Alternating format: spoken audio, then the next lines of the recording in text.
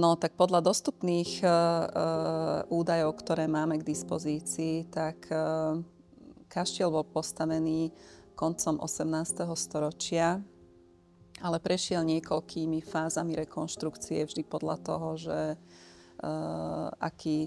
k akému majiteľovi sa dostal.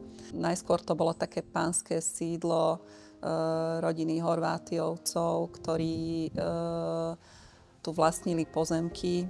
Vlastne venovali sa najmä poľnohospodárskej činnosti, ale aj pestovaniu hrozna. A posledný, taký najznámejší majitelia tohto areálu bol grof Aladár Zichy, ktorý dostal tento areál spolu so svojou manželkou. Bol to vlastne svadobný dar od otca jeho nevesty. Takže mladí Zichyovci používali potom tento kaštiel ako svoje letné sídlo, kde trávili veľa času so svojimi priateľmi. No a samozrejme vieme, aká bola doba po druhej svetovej vojne. Aladár Zichy prišiel o tento svoj majetok. Kaštiel sa dostal do rúk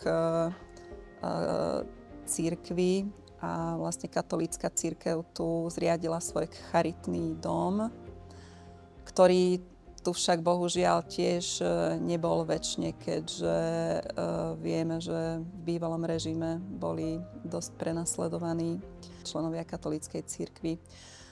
Ale veľmi dlho tu predsa len napriek tomu pôsobili a slúžil ako, by som to mohla tak úplne zjednodušene povedať, ako domov dôchodcov pre rádové sestry a pre kňazov.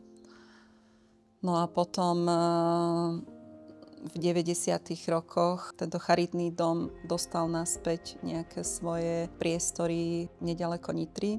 Takže charitný dom odtiaľto z Rúbane sa presunul tam a vlastne od polovice 90. rokov tento areál chátral, keďže sa nepoužíval na nič.